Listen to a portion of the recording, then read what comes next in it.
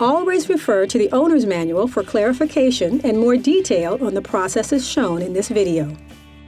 Before installing any FG110 mini tiller accessories, turn off the engine switch and disconnect the spark plug. With the standard tines removed, identify the left De-Thatcher and install it on the left side.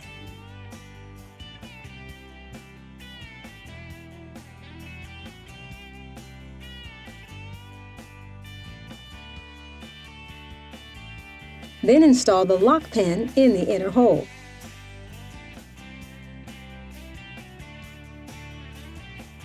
Install the other De-Thatcher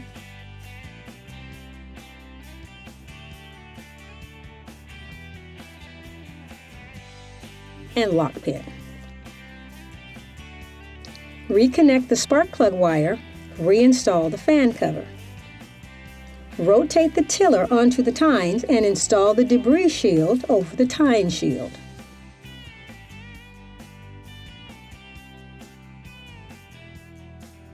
Secure the debris shield with the mounting strap.